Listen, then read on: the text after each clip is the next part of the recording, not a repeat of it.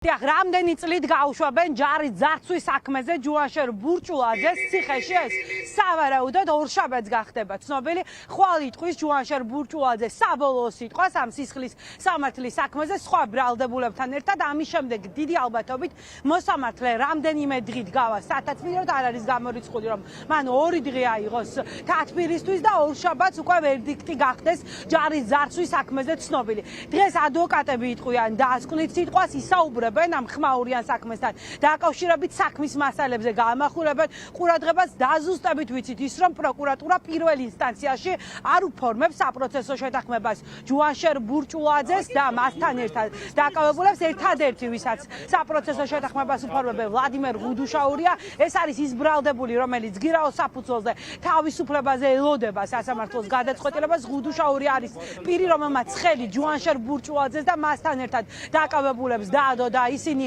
სწორედ ამხილა ჯარის ძარცვაში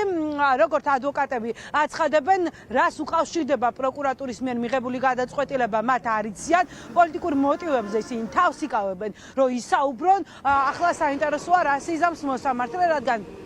საქმეში ჯუანშერ ბურჭულაძის საპროცესო შეთანხმების დოკუმენტი არსებობს მან ესე იგი აღიარა ბრალდება მზად იყო ზარალი აენაზღაურებინა შესაძლოა მოსამართლემ ეს ყველაფერი გაითვალისწინოს და წლები საპატიმროა და სწორედ ამის მიხედვით განსაზღვროს საპროცესო შეთანხმება გახდა პროკურატურის თქვენი აზრით პოლიტიკური გადაწყვეტილებაა თუ რა არის მიზეზი რითი ხსნით რომ ერთ ბრალდებულს გაუფორმეს და სხვას არა უკვე მოგახსენეთ ეს გახდა პროკურატურის დისკრეციული უფლება ვალიმერ ღუდუშაურთან ფორმდება საპროცესო შეთანხმება რადგან მან მისცა აღიარებითი ჩვენება ბრალდების მხარეს აღიარა ბრალად შერაცხული დანაშაული მისცა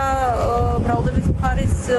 სასარგებლო ჩვენება ჯუანშერ ბურჭულაძემაც აღიარა ქალბატონო მარია მანაც ხომ იმართა საპროცესოსთან დაკავშირებით თხოვნით და ამასთან ერთად ზარალის ანაზღაურებაზეც თანახმა იყო ეს არ გამორიცხებს ვერაფერს მოგახსენებთ მხოლოდ შემიძლია გითხრათ რომ ეს გახოთ ბრალდების მხარის დისკრეციული უფლება ბრალდების გამოტანისას სასამართლომ უნდა იმსჯელოს ყველა მტკიცებულებაზე ყველა გარემოებაზე როგორც შემამსუბუქებელ გარემოებებზე ასევე გამომძიმებელ გარემოებებზე როგორც გამომართლებელ მტკიცებულებებზე ასევე ბრალდების მხარის სასარგებლო მტკიცებულებებზე წარმოდგენილ მტკიცებულებების ანალიზის საფუძველზე ჩვენ მივიჩნიეთ რომ საპროცესო შეთანხმების გაფორმება იყო ერთადერთი სწორი გზა და სტრატეგია იმისთვის რომ ვლადიმერ ღუდუშაურს მიეღო ანუ იმ გათვალისწინებული შეღავათები და ამ გზით უნდა წავსულიყავთ. შავრი იქნება